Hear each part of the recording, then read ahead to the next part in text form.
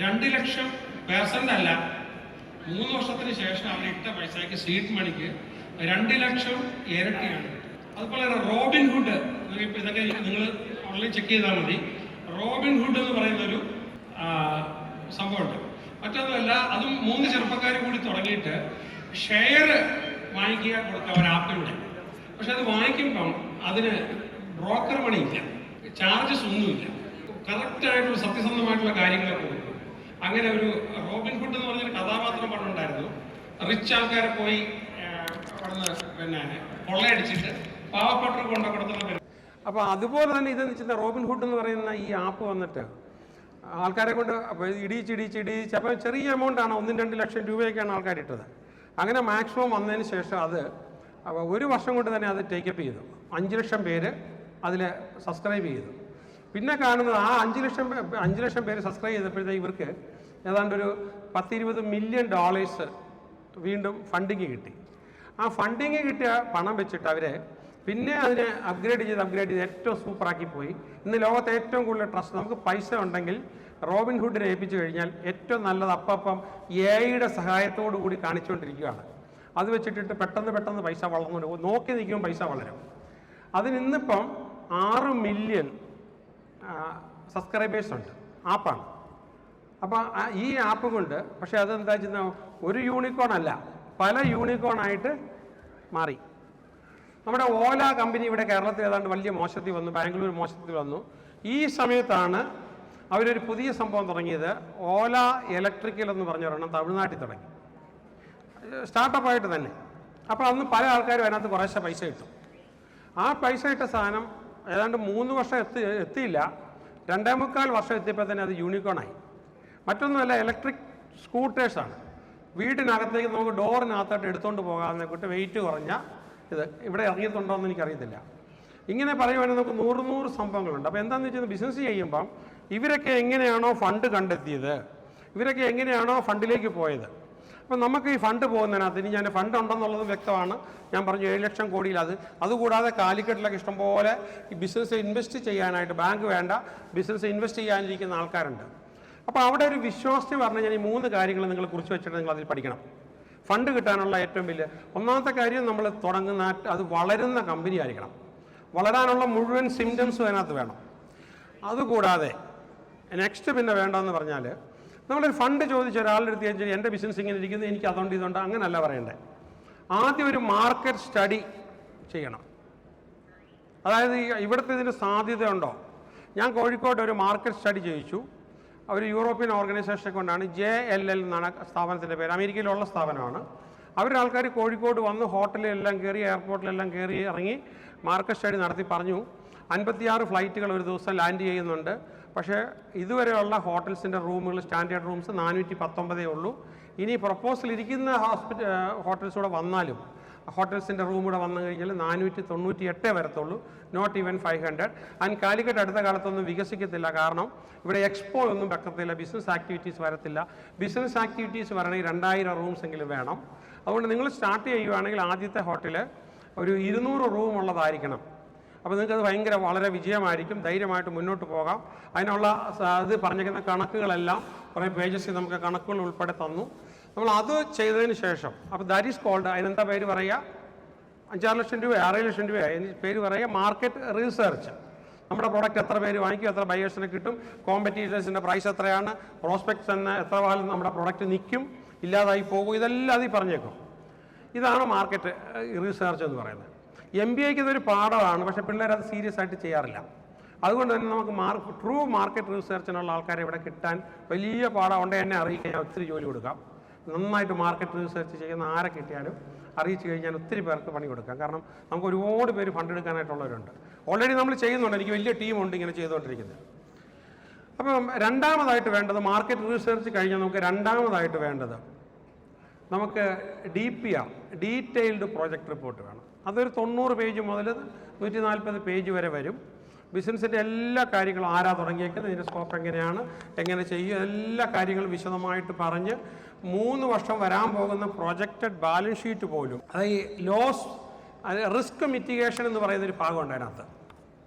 അവിടെ നമ്മൾ പറഞ്ഞേക്കും ഒരു 10ഓളം റിസ്ക് ആയിരിക്കും മിക്കവാറുള്ള ബിസിനസ്സിന്. ഇന്ന റിസ്ക് വരാൻ ചാൻസ് ഉണ്ട്. ആ റിസ്ക് വന്നാൽ ഞാൻ ഇന്നത് ചെയ്യും, ഈ റിസ്ക് വന്നാൽ ഞാൻ ഇന്നത് ചെയ്യും, മറ്റേ റിസ്ക് വന്നാൽ ഞാൻ ഇങ്ങനെ ചെയ്യും. അതെല്ലാം ഉൾപ്പെടെയാണ് നമ്മൾ കൊടുക്കുന്നത്. അത് ഭംഗിയായിട്ട് വായിച്ച് നോക്കിയിട്ടാണ് ഈ ഫണ്ടറുടെ, ഇവിടെയുള്ള ലോക്കൽ ഫണ്ടർക്ക് പോലും അവരാരെങ്കിലും ചാർട്ടേഡ് അക്കൗണ്ട് അടുത്തൊക്കെ ചോദിക്കുമ്പോൾ ഇതെന്ന് വെച്ചാണ് നമ്മുടെ ബിസിനസ്സിനെ വിലയിരുത്തുന്നത്. മൂന്നാമത് പിച്ച് ഡെക്ക് എന്ന് പറഞ്ഞാൽ പണ്ട് നമ്മൾ ഉപയോഗിച്ചുകൊണ്ടിരുന്നത്, ഇതുപോലെ ക്ലാസ് എടുത്തുകൊണ്ടിരിക്കുമ്പം ഇവിടെ ഇങ്ങനെ നമ്മൾ ഒരു സ്ലൈഡ് ഇടും, ഈ LCD പ്രൊജക്ടറൊക്കെ വരുന്നതിന് മുമ്പ്. അപ്പോൾ അതിന് പറഞ്ഞുകൊണ്ടിരിക്കുന്ന പേരാണ് ഡെക്ക് എന്ന് പറയുന്നത്, ആ സ്ലൈഡിന് പറയുന്ന പേരാണ്. ഇപ്പോഴത് മാറിയിട്ടില്ല. പിച്ച് ചെയ്യുക എന്ന് പറഞ്ഞാൽ ആകർഷണമായ ഒരു കാര്യം പറയുക എന്നുള്ളതാണ്.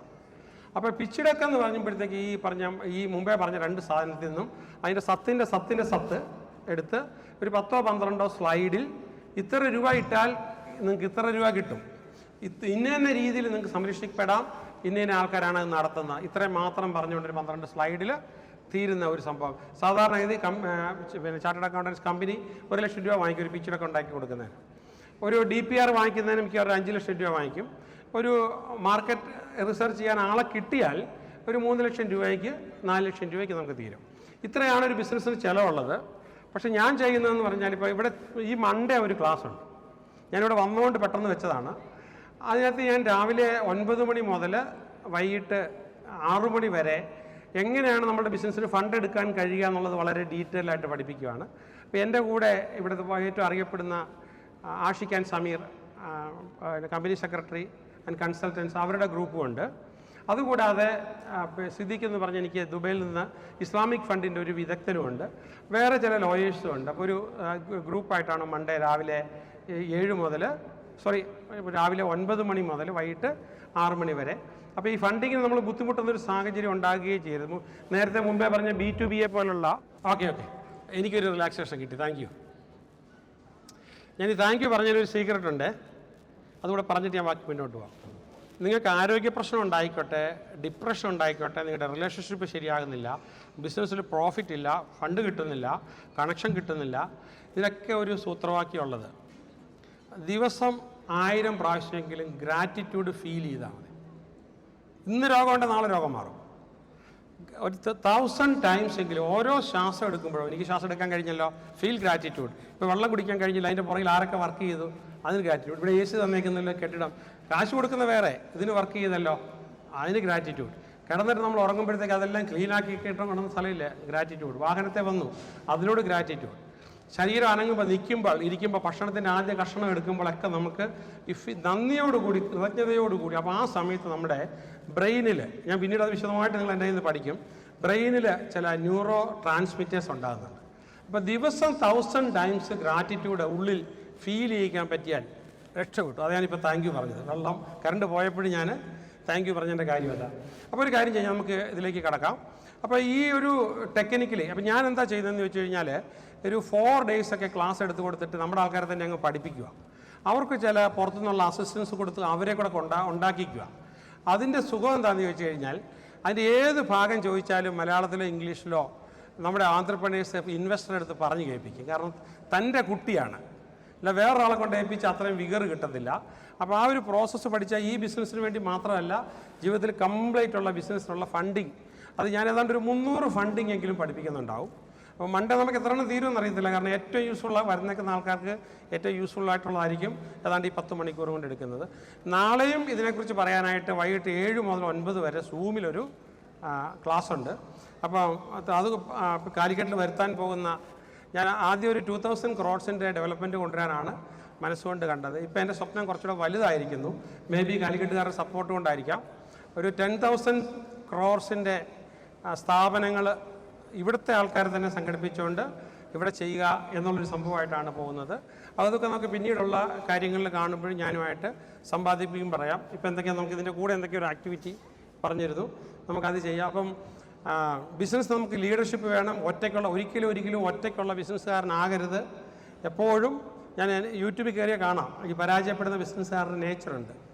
എപ്പോഴും വിജയിക്കുന്ന ബിസിനസ്സുകാരുടെ നേച്ചറാകണം. കാലിക്കട്ട് മാത്രം നിൽക്കരുത്.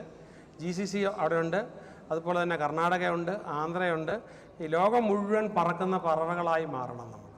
കാരണം ഇവിടെ അവസരങ്ങളില്ല, അടുത്ത സ്ഥലത്തേക്ക് അപ്പം നമുക്ക് നീങ്ങാനായിട്ട് പറ്റണം. അത് ഒറ്റയ്ക്കാണെങ്കിൽ പറ്റത്തില്ല. അപ്പോൾ ലോകം മുഴുവനുള്ള അവസരം നമുക്ക് ഉപയോഗിക്കാനായിട്ട് നിങ്ങൾക്ക് കഴിയട്ടെ.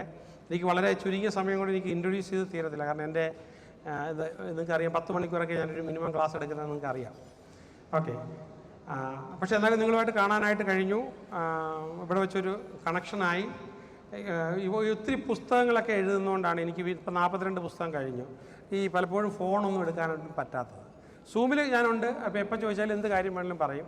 ഈ 1 to 1 ഒക്കെ പറ്റാത്തതിൻ്റെ കാര്യമില്ല. എനിക്ക് പുസ്തകം എഴുത്തൊന്നും നടക്കത്തില്ല. അപ്പം ഇനിയുള്ളവരുടെ ഒരു കാര്യക്ഷമതയ്ക്ക് വേണ്ടിയിട്ടാണെങ്കിലും എന്നെക്കൊണ്ട് എഴുതിക്കണം. അതിന് സൗകര്യം തരിക. ഓക്കെ, കമ അടുത്ത അജണ്ടയിലേക്ക് കടക്കാം. അപ്പോൾ എനിക്ക് തന്ന സമയം അതിക്രമിച്ചിരിക്കുന്നു. അപ്പം എല്ലാവർക്കും നന്മയുണ്ടാകട്ടെ.